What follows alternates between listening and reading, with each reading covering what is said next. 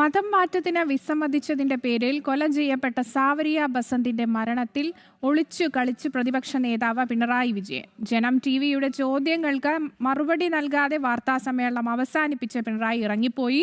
വഖഫ് വിഷയത്തിൽ പ്രതിഷേധ സ്വരം ഉയർത്തുന്ന അതേ പ്രതിപക്ഷ നേതാവ് തന്നെയാണ് സാവരിയയുടെ ക്രൂര കൊലപാതകം കണ്ടില്ലെന്ന് നടിക്കുന്നത്.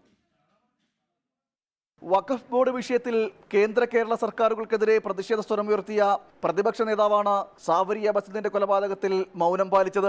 വഖഫ് ബോർഡിൽ അമുസ്ലിങ്ങളെ നിയമിക്കുന്നത് മതനിരപേക്ഷ നിലപാടിന് എതിരാണെന്ന് പറഞ്ഞ അതേ പിണറായി വിജയൻ സാവരിയ ബസന്തിന്റെ കൊലപാതകം കണ്ടില്ലെന്ന് നടിച്ചു. സാവരിയുടെ കൊലപാതകത്തിൽ ക്രൈംബ്രാഞ്ച് അന്വേഷണത്തിനുപരിയായി കേന്ദ്ര ഏജൻസികൾ അന്വേഷിക്കണമെന്ന ചോദ്യത്തിന് പിണറായി വിജയൻ മറുപടി പറയാതെ ഇറങ്ങിപ്പോയി.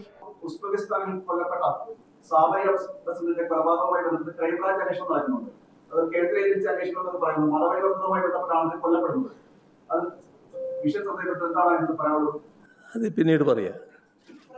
നമുക്കിപ്പോൾ നിർത്തായതായാലും അതാ നല്ലത്.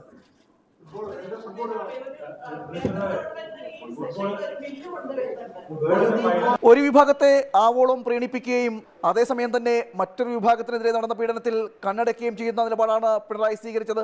ഹരിപ്പാട് പിലാപ്പുഴ പുതുക്കോട് സ്വദേശിനി സാവരിയ ബസന്ത് ലവ് ജിഹാദിനെ തുടർന്നാണ് ഉസ്ബെക്കിസ്ഥാനിൽ കൊല്ലപ്പെട്ടത്. പ്രണയക്കണിയിൽപ്പെടുത്തി പെൺകുട്ടിയെ മതം മാറ്റാൻ നിർബന്ധിക്കുകയും അതിന് തയ്യാറാകാതെ വന്നതോടെ ക്രൂരമായി പീഡിപ്പിച്ചു കൊലപ്പെടുത്തുകയുമാണ് ഉണ്ടായത്.